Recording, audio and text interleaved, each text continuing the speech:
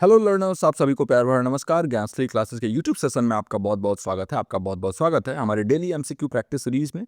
देखिए, आज है 22 नवंबर और आज के इस सेशन को स्टार्ट करने से पहले, क्योंकि हमारे साथ बहुत सारे नए लर्नर्स जुड़ रहे हैं, मैं बता दूं कि इस सीरीज में हम फोकस करते हैं यूजीसी नेट के पेपर 1 पर। और पेपर 1 सभी के लिए कॉमन होता है। और पेपर 1 में अगर आप अच्छे स्कोर कर पाते हैं तो पेपर 2, क्योंकि वो आपका अपना सब्जेक्ट होता है, उस पर आपका कमांड होता है, तो दोनों मिलके बहुत अच्छा स्कोर बनता है। और आने वाले टाइम में आप ये मान के चलिए कि स्कोर जो है, जो आपका कट ऑफ है, वो काफ़ी हाई होने वाला है। और ये आपके लिए गोल्डन चांस है। ये आपके लिए ऐसा चांस है, अगर इस वाले चांस में आप इस यूजीसी नेट को क्लियर कर लेते हैं तो बहुत अच्छा है, वेल एंड गुड है। क्योंकि हो सकता है आगे आने वाले चांसेस में नेगेटिव मार्किंग जो है वो इंट्रोड्यूस हो जाए और उसके बाद बहुत मुश्किल हो जाएगा। तो स्टार्ट करते हैं आज के इस अभ्यास सीरीज को। जुड़े रहिए हमारे इन सेशन से, आखिरी तक सारे सवालों के जवाब दीजिएगा। नीचे कमेंट सेक्शन में आपको जवाब देना होता है। 22 नवंबर का ये सेशन स्टार्ट करते हैं। लाइक जरूर कर दीजिए इस वीडियो को अभी के अभी, क्योंकि बहुत एफर्ट जाता है आप लोग के लिए डेली ये सेशंस लाने में। और स्टार्ट करते हैं। पहला क्वेश्चन हमारे सामने है, which of the following correctly represents the role of a teacher in the reflective level of teaching as proposed by Hunt.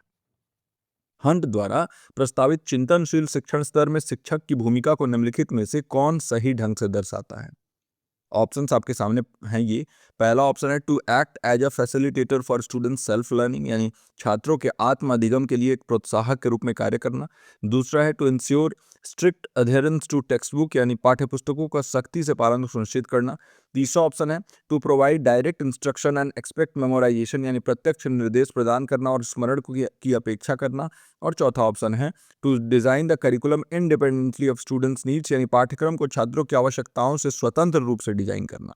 बताइए इन चारों ऑप्शंस में से कौन सा ऑप्शन सही होगा इस पर्टिकुलर क्वेश्चन के लिए।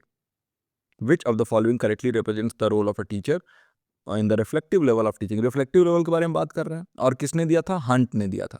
तो क्वेश्चन नंबर 1 लिखेंगे और नीचे जाएंगे कमेंट सेक्शन में मेंशन कर देंगे कि आपको क्या लग रहा है इसका सही उत्तर क्या होगा। मैं एक एक ऑप्शन डिस्कस करना स्टार्ट करता हूं। तो देखिए, रिफ्लेक्टिव लेवल ऑफ टीचिंग जो है ना, इसको हंट ने दिया था और जोर डाला था इन्होंने हायर ऑर्डर कॉग्निटिव प्रोसेसेस पे, जिसे हम हायर ऑर्डर थिंकिंग स्किल्स भी कहते हैं, हॉट्स, है ना। इन्होंने बोला था कि देखिए, इस लेवल पे टीचर जो है वो एक फैसिलिटेटर के तौर पे काम करता है, फैसिलिटेट करता है ये लर्निंग को, ना कि वहाँ पर जो है बीच में आके टीचर और उस लर्निंग में अथॉरिटेरियन के तौर पे नहीं काम करता। अथॉरिटेटिव रोल नहीं होता उसका, बल्कि फैसिलिटेशन का काम करता है। तो फैसिलिटेशन मतलब स्टूडेंट्स को एनकरेज करना, किस चीज़ के लिए, तो स्टूडेंट्स को टीचर जो है वो बढ़ावा देते हैं स्वतंत्र सोच के लिए। इंडिपेंडेंट थिंकिंग या इंडिपेंडेंट लर्निंग हम कह सकते हैं, इंडिपेंडेंट लर्निंग या स्वतंत्र अधिगम के लिए। साथ ही साथ आलोचनात्मक चिंतन के लिए, क्रिटिकल थिंकिंग, और प्रॉब्लम सॉल्विंग एबिलिटीज के लिए, समस्या समाधान की जो इनकी क्षमता है उसका विकास हो। और इसी के ऊपर टीचर का ध्यान होता है। और इसमें टीचर करते क्या है, बहुत कुछ नहीं करते हैं, उनको इंडिपेंडेंट छोड़ते हैं और जहाँ भी उनको प्रॉब्लम आ रही है वहाँ पर ये इंटरवीन करते हैं, वहाँ पर ये जाके और उस प्रॉब्लम का निवारण करते हैं। इसी को हम फैसिलिटेशन कहते हैं और इसी के बारे में हंट ने बात किया था। ये हायर ऑर्डर थिंकिंग स्किल को प्रमोट करता है। तो इन सभी ऑप्शंस में से कौन सा ऑप्शन सही लग रहा है, पहला ऑप्शन ए ऑप्शन जो है, छात्रों को आत्म अधिगम के लिए एक प्रोत्साहक के रूप में कार्य करना, यानी उनके सेल्फ लर्निंग पे आप काम कर रहे हैं लेकिन फैसिलिटेट कर रहे हैं एज अ टीचर। इसी को हम कहेंगे कि हाँ, ये जो है हायर ऑर्डर थिंकिंग स्किल पे काम कर रहे हैं। बाकी सभी ऑप्शन अगर देखें तो टेक्स्ट बुक पे निर्भरता, तो ये बिल्कुल गलत हो जाएगा। Direct instruction teacher centred method होता है, जैसे लेक्चर मेथड हो गया, ये डायरेक्ट इंस्ट्रक्शन जो है, और मेमोराइजेशन, ये सभी जो है ना, ये लोअर ऑर्डर थिंकिंग स्किल्स हैं, तो ये भी नहीं होगा। और अगर करिकुलम डिज़ाइन कर रहे हैं इंडिपेंडेंटली ऑफ स्टूडेंट्स नीड्स, देखिए करिकुलम या पाठ्यक्रम को डिज़ाइन आपको करना है तो आपको कंसीडर करना पड़ेगा कि जो छात्र हैं उनकी क्या ज़रूरतें हैं। अगर आप उनकी ज़रूरतों को बिल्कुल नज़रअंदाज कर देंगे तो ये काउंटर प्रोडक्टिव हो जाएगा रिफ्लेक्टिव लर्निंग के लिए, तो ये भी नहीं होगा। इसका सही उत्तर ए ऑप्शन हो जाएगा। तो आई होप कि इसका सही उत्तर आपने नीचे कमेंट सेक्शन में दे दिया हो और मैंने जो समझाया वो आपको अच्छे से समझ आया हो। बढ़ते हैं अपने दूसरे प्रश्न पर। हमारा दूसरा प्रश्न रिसर्च एप्टीट्यूड से, in a factorial experimental design what does the interaction effect represent. देखिए, एक इंपॉर्टेंट क्वेश्चन है, इसको मार्क कर लीजिए, स्क्रीनशॉट ले लीजिए या अपने नोटबुक में नोट कर लीजिए। मैं आपसे कहता हूं कि जब भी मैं आपको ये सेशंस करा रहा हूं, अपने साथ एक नोटबुक रखा करिए और जो भी आपको वहाँ इंपॉर्टेंट लग रहा है तुरंत नोट आउट करिए वहाँ। तो फैक्टोरियल प्रायोगिक डिजाइन में अंतःक्रिया प्रभाव का क्या तात्पर्य है। ऑप्शंस हैं, पहला the combined effect of two or more independent variables on the dependent variable, यानी दो या अधिक स्वतंत्र चर का संयुक्त प्रभाव आश्रित चर पर। दूसरा ऑप्शन है द को रिलेशन बिटवीन डिपेंडेंट वेरिएबल्स, यानी आश्रित चरों के बीच सह संबंध। तीसरा ऑप्शन है the main effect of each independent variable separately, यानी प्रत्येक स्वतंत्र चर का मुख्य प्रभाव अलग अलग। और चौथा ऑप्शन है the extraneous variables influence on results, यानी परिणामों पर बाहरी चर का प्रभाव। बताइए फैक्टोरियल एक्सपेरिमेंटल डिजाइन में इंटरैक्शन इफेक्ट का क्या मतलब होता है, क्या होता है अंतःक्रिया प्रभाव। क्वेश्चन नंबर 2 अगर आपको मालूम है तो नीचे कमेंट सेक्शन में जाइए और मेंशन कर दीजिए कि इसका करेक्ट आंसर क्या होना चाहिए इन चारों ऑप्शंस में से। नहीं मालूम है तो मैं आपको एक्सप्लेन करने ही वाला हूं। इस टाइप के क्वेश्चन जो है वो आपके एग्जामिनेशन में देखने को मिल सकते हैं, क्योंकि देखिए नए टाइप के जो नाइव क्वेश्चन है ना, वो अब एनटीए पूछने की कोशिश कर रहा है, क्योंकि अब जो ट्रेडिशनल क्वेश्चन हैं उसको तो कोई भी सॉल्व कर ही लेगा। देखिए अगर हम बात करें इंटरेक्शन इफेक्ट की एक फैक्टोरियल डिजाइन में, तो ये इंडिकेट करता है कि कैसे कंबाइंड इन्फ्लुएंस दो या दो से अधिक इंडिपेंडेंट वेरिएबल का इम्पैक्ट करता है डिपेंडेंट वेरिएबल को। यानी अगर दो या इससे ज़्यादा इंडिपेंडेंट वेरिएबल है, स्वतंत्र चर हैं, तो इनके कॉम्बिनेशन से इनके वेरिएबल का जो ये इम्पैक्ट है ये डिपेंडेंट वेरिएबल पे क्या पड़ेगा, जो आश्रित चर है उस पर क्या इसका इम्पैक्ट पड़ेगा, और उनके इंडिविजुअल इफेक्ट से बियॉन्ड हम यहाँ पर बात कर रहे हैं। मतलब इन दोनों या तीनों या जितने भी होंगे इंडिपेंडेंट वेरिएबल, इनका मिलकर क्या इफेक्ट पड़ेगा उसका बात कर रहे हैं, इंडिविजुअल इफेक्ट नहीं। तो इसलिए जो उसका करेक्ट आंसर हो जाएगा वो हो जाएगा A option, the combined effect of two or more independent variables on the dependent variable, दो या अधिक स्वतंत्र चर का संयुक्त प्रभाव आश्रित चर पर। कोरिलेशन जो है, अगर हम कोरिलेशन के बारे में बात करें तो ये रिलेशनशिप मेजर करता है, इंटरेक्शन नहीं, याद रखिएगा, तो ये नहीं होगा। और main effect of each independent variable separately, तो मेन इफेक्ट फोकस करता है इंडिविजुअल वेरिएबल्स पे, है ना, कॉम्बिनेशन पे नहीं। यहाँ पर हम कॉम्बिनेशन के बारे में बात कर रहे हैं, तो ये भी नहीं होगा। और एक्सटेनियस वेरिएबल का इन्फ्लुएंस रिजल्ट पे, तो एक्सटेनियस वेरिएबल जो है ना ये कंट्रोल किया जाता है और इंटरेक्शन के इफेक्ट को मेजर नहीं किया जाता है, हाँ, बल्कि इनको कंट्रोल किया जाता है। एक्सटेनियस वेरिएबल को आप कंट्रोल करेंगे तभी आपका जो एक्सपेरिमेंट हो ज़्यादा बेटर होता है, तो ये भी नहीं होगा। इसका सही उत्तर हो जाएगा ए ऑप्शन। आई होप कि इसका सही उत्तर आपने सही दिया हो नीचे कमेंट सेक्शन में। बढ़ते हैं अपने तीसरे प्रश्न की तरफ। तीसरा प्रश्न कम्युनिकेशन से आ रहा है। In a classroom setting which of the following represents semantic barriers to effective communication. कक्षा की स्थिति में प्रभावी संचार के अर्थ बाधा को निम्नलिखित में से कौन दर्शाता है। पहला ऑप्शन है misinterpretation of technical terms by students, यानी छात्रों द्वारा तकनीकी शब्दों का गलत अर्थ निकालना। दूसरा ऑप्शन है noise from outside the classroom, कक्षा के बाहर से आने वाला शोर। तीसरा ऑप्शन है teachers unclear hand writing on the board, यानी शिक्षक की बोर्ड पर अस्पष्ट लिखावट। या फिर चौथा ऑप्शन है non alignment of seating arrangement, यानी बैठने की व्यवस्था का असामंजस्य। कौन सा ऑप्शन सही होगा आपको जाना है, नीचे कमेंट सेक्शन में मेंशन कर देना है कि आपको क्या लग रहा है कौन सा इसका सही उत्तर होगा। हर क्वेश्चन को आप नीचे कमेंट सेक्शन में उत्तर देना है आपको, ओके। और मैं देख रहा हूँ कि बहुत सारे लर्नर्स जो हैं वो इंटरेक्ट कर रहे हैं, अच्छी अच्छी चीज़ें लिख रहे हैं कमेंट सेक्शन में, बता रहे हैं, कोई भी क्वेश्चन के बारे में और डिटेल दे रहे हैं। ये तो और ज़्यादा अप्रिसिएबल है ना। आप ज़्यादा बेटर समझ पाएंगे, चीज़ों को भूलेंगे नहीं अगर आप जितना लिखेंगे उतना समझेंगे। तो बताइए कक्षा की स्थिति में प्रभावी संचार संचार के अर्थ बाधा को निम्नलिखित में से कौन सा दर्शाता है इनमें से। तो सिमेंटिक बैरियर के बारे में पूछ रहा है, अर्थ बाधा, यानी कि इफेक्टिव कम्युनिकेशन में सिमेंटिक बैरियर। तो सिमेंटिक बैरियर कब आता है, सिमेंटिक बैरियर तब होता है जब हमें समझने में, कोई भी शब्द मैंने बोला और उसको समझने में आप को दिक्कत हो रहा है ना। मैंने कुछ और बोला, आप कुछ और समझ लिए, तो यानी मिस इंटरप्रेट कर दिया आपने टेक्निकल टर्म्स। जैसे कोई मैं टेक्निकल टर्म का यूज़ कर रहा हूँ, है ना, और आपने उसको मिस इंटरप्रेट कर दिया, तो वो वहाँ पर सिमेंटिक बैरियर आ गया। मतलब वो लैंग्वेज और उसके मीनिंग के आधार पर अगर कोई बाधा आ रहा है तो इसको हम सिमेंटिक बैरियर कहते हैं। तो misinterpretation of technical terms by students ये बिल्कुल एक सिमेंटिक बैरियर है। नॉइज तो ये फिजिकल बैरियर हो जाएगा, है ना। वही अनक्लियर हैंड राइटिंग है तो ये मैकेनिकल बैरियर हो जाएगा। और non alignment of seating arrangement है तो ये भी एक तरीके से आप देखेंगे तो ऑर्गेनाइजेशनल बैरियर भी हो सकता है, फिजिकल बैरियर भी हो सकता है, तो ये भी नहीं होगा। इसका करेक्ट आंसर ए ऑप्शन हो जाएगा, छात्रों द्वारा तकनीकी शब्दों का गलत अर्थ निकालना। तो अर्थ से रिलेटेड है तो इसलिए सिमेंटिक बैरियर। आई होप कि इसका सही उत्तर नीचे कमेंट सेक्शन में आपने दिया हो। जब भी सिमेंटिक आए तो मीनिंग मेकिंग पे आपको ध्यान देना है। चौथा प्रश्न है लॉजिकल रीजनिंग से, if the premise is all cats are animals and some animals are pets are true. Which of the following logically follows. बताइए, यदि सभी बिल्लियां जानवर हैं और कुछ जानवर पालतू हैं, इसको अगर हम सही मान रहे हैं, तो बताइए कि निम्नलिखित में से कौन सा तर्क संगत रूप से अनुसरण करता है, कौन सा लॉजिकली फॉलो करता है कंक्लूजन। पहला ऑप्शन है ऑल कैट्स आर पेट्स, यानी सभी बिल्लियां पालतू हैं। दूसरा ऑप्शन है some cats are not animals, यानी कुछ बिल्लियां जानवर नहीं हैं। तीसरा ऑप्शन है some animals are not pets, यानी कुछ जानवर पालतू नहीं हैं। या फिर चौथा ऑप्शन है इनमें से कोई नहीं, नन ऑफ द अबव। बताइए, हमने यहाँ पर सबसे पहले लिखना है all cats are animals. Now some animals are pets. अब ये प्रीमाइस 1 हो गया, प्रीमाइस 2 हो गया। अब कंक्लूजन जो है आपको इनमें से कौन सा होगा। तो अगर हम पहले कंक्लूजन को देखें, ऑल कैट्स आर पेट्स, देखिए all cats are animals, some animals are pets, तो ऑल कैसे हो सकता है, यहाँ पर तो सम बोल दिया कि कुछ जानवर जो है वो पेट हैं। तो इस आधार पर अगर हम देखें तो पहला ऑप्शन तो गलत हो गया, ये नहीं हो सकता है ना। आपको क्या लग रहा है, अपना अपना जो भी कमेंट सेक्शन में जो है आंसर है वो लिख दीजिएगा।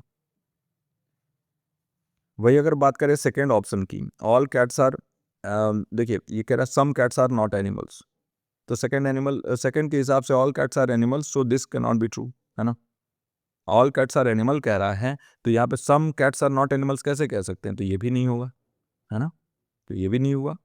फिर some animals are not pets, देखिए प्रीमाइसेस जो हैं उसमें कहीं भी नॉन पेट्स के बारे में बात हुआ है। ऑल कैट्स आर एनिमल्स बोल दिया, सम एनिमल्स आर पेट्स बोल दिया, लेकिन कह रहा है कि some animals are not pets. जरूरी नहीं है ना। तो यहाँ पर प्रीमाइसेस में अगर नॉन पेट्स के बारे में या नॉट पेट्स के बारे में कहीं मेंशन होता तब तो आप कहते। तो यहाँ पर कुछ जानवर पालतू नहीं है, तो इसलिए यहाँ पर भी आप ये क्रॉस करेंगे, क्योंकि ये भी गलत है। इसका जो करेक्ट आंसर हो जाएगा वो हो जाएगा नन ऑफ द अबव, क्योंकि कोई भी वैलिड कंक्लूजन जो है वो डिराइव ही नहीं कर पा रहे हैं हम इससे। अगर प्रीमाइसेस के बेसिस पे देखें तो लॉजिकल डिडक्शन जो है ये जरूरी होता है, और कोई भी स्पेसिफिक कंक्लूजन इस रिलेशनशिप को दर्शा नहीं रहा है कैट्स और पेट्स जो प्रोवाइड किया गया है इसके बीच में, तो इसलिए नन ऑफ द अबव हो जाएगा। आई होप कि इसका सही उत्तर आपने नीचे कमेंट सेक्शन में दिया हो, है ना। अब हम बढ़ते हैं अपने 5वें प्रश्न की तरफ। इंडियन लॉजिक और वेस्टर्न लॉजिक से अब प्रश्न आने वाला है ना। तो इंडियन लॉजिक का ये प्रश्न है, अकॉर्डिंग टू न्याय philosophy which component of the 5 step inference process, जिसे हम कहते हैं पंचव्यय न्याय, establishes the connection between the हेतु या रीजन एंड साध्य कंक्लूजन।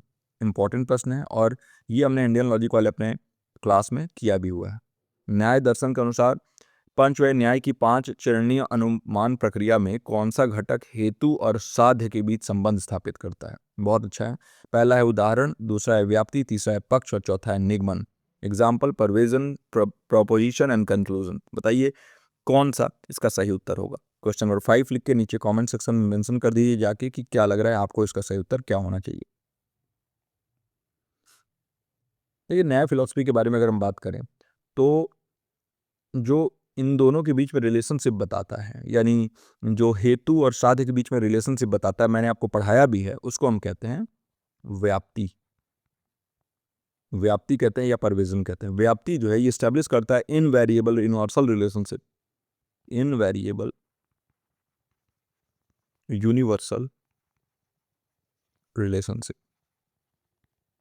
यूनिवर्सल रिलेशनशिप मतलब सभी जगह ये लागू होगा। तो रीजन और कंक्लूजन यानी हेतु और साध्य के बीच का जो रिलेशन है वो व्याप्ति बताता है। तो इसलिए करेक्ट आंसर इसका हो जाएगा B. B option is the correct answer. उदाहरण जो है ये एग्जाम्पल से हो गया, है ना।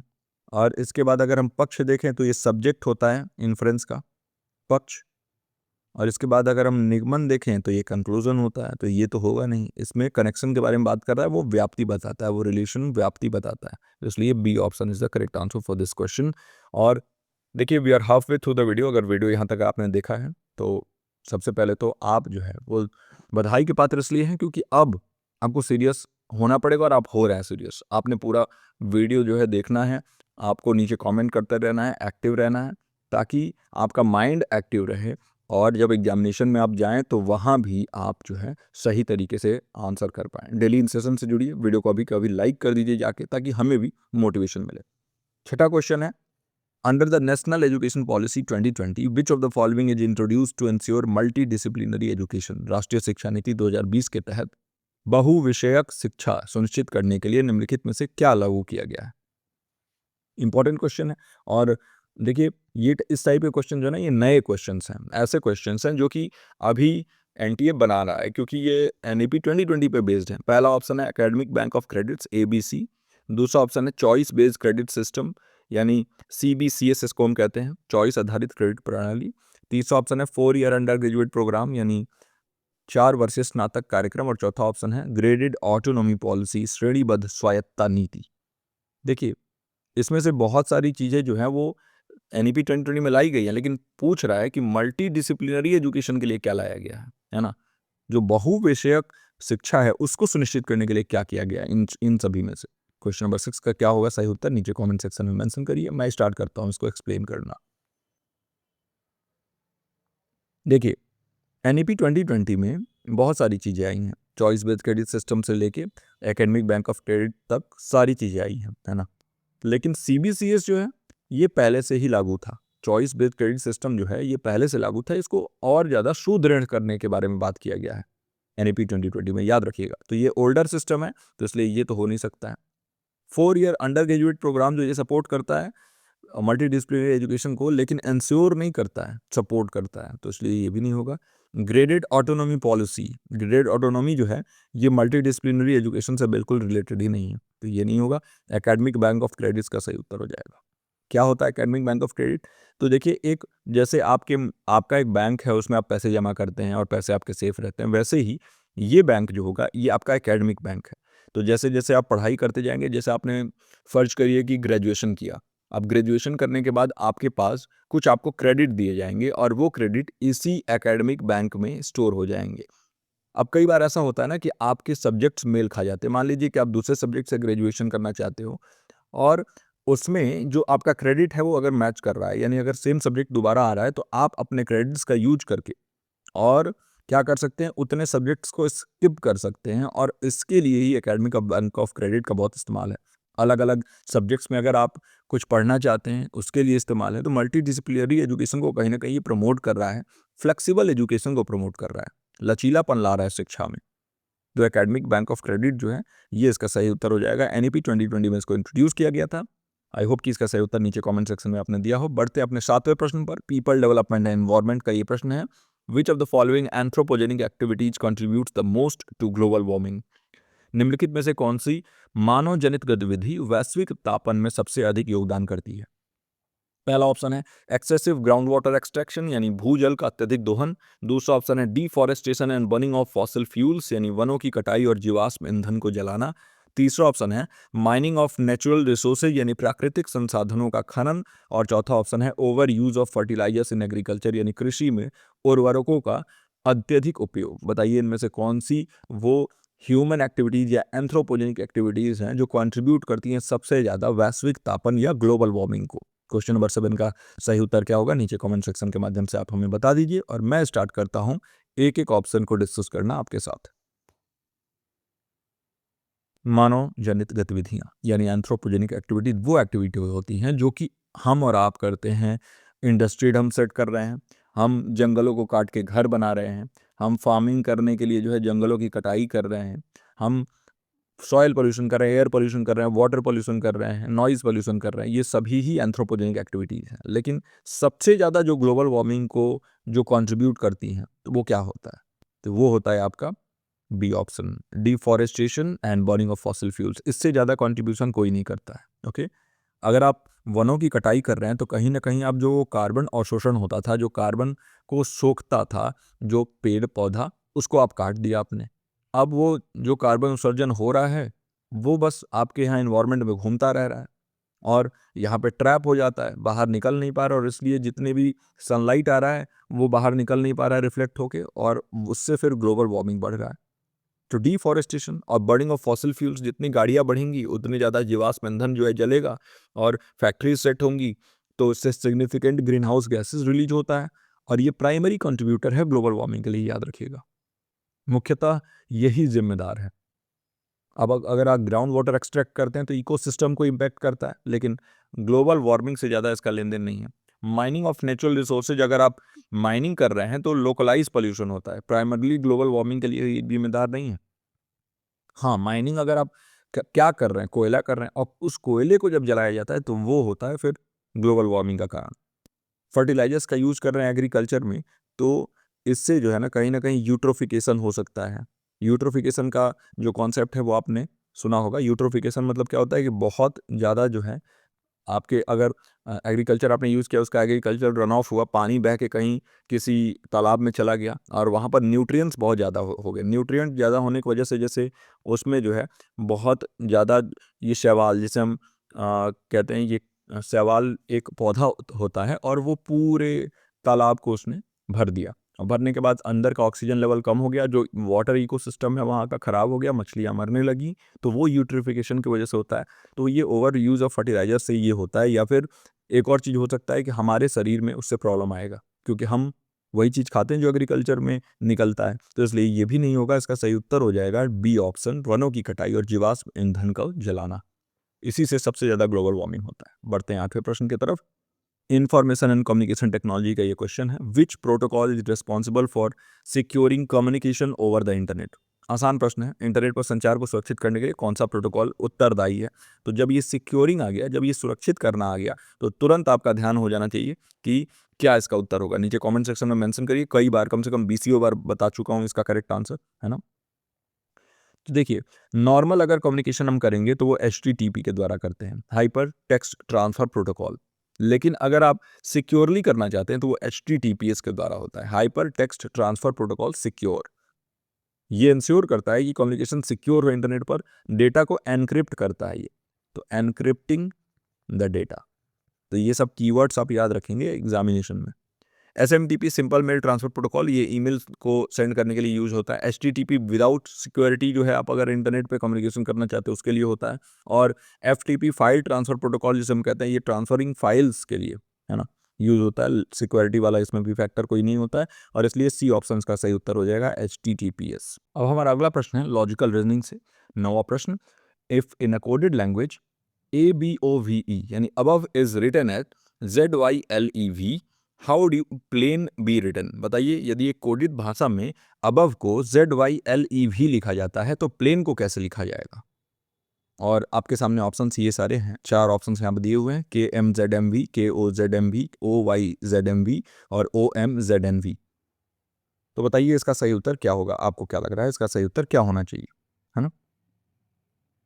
तो देखिए, सबसे पहले हमें इस टाइप के प्रश्न में रिलेशनशिप देखना होता है। अब यहाँ पर अबव लिखा हुआ है और यहाँ पर ये लिखा हुआ है, अब इन दोनों में क्या रिलेशनशिप हो सकता है। तो इसको एक दूसरे के नीचे लिख दीजिए, ABOVE है और यहाँ पर लिख दीजिए ZYLEV।